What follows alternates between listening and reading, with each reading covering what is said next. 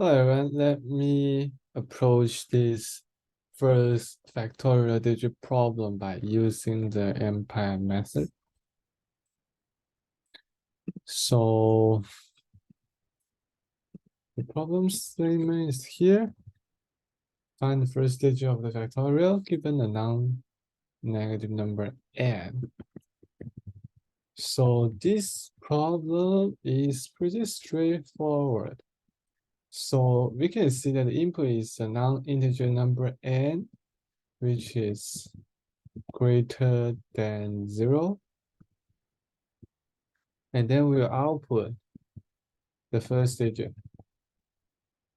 of n factorial.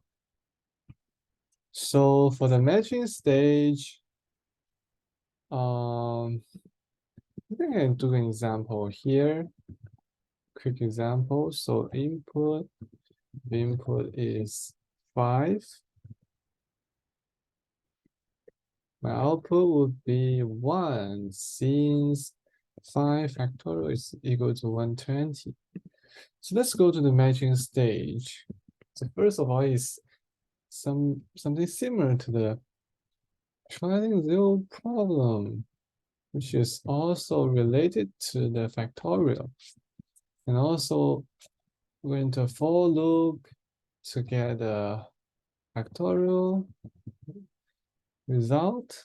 So that's pretty much it. Oh, when it comes to the first digit, it's going to use the modulus operator to get first digit. So let's plan it. So for the first one, I'm going to take in an integer as input. And then I'm going to use a for loop to calculate the factorial and factorial. I'm going to calculate the factorial number. So for the third step, I'm going to use modulus operator. Yeah, first digit. Oh, we should pretty much matching. Okay. So let's try to implement it. So for the first part, I'm going to take in an input.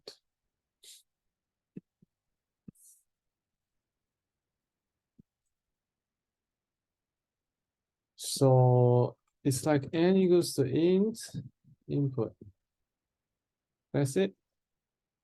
Use a for loop. So I think I need to initialize something called a result. I'm going to do the for loop, which is from 1 to n plus 1, not including n plus 1. So result would be result time is equal to I. There's a result. So to get a modulus operator, I'm going to print out the result. So it's like the result. I'm going to divide it by something is 10 to the what order? Order would be like the length of something, the length of the string of this result, and -1. So that's pretty much it. Let's take an example.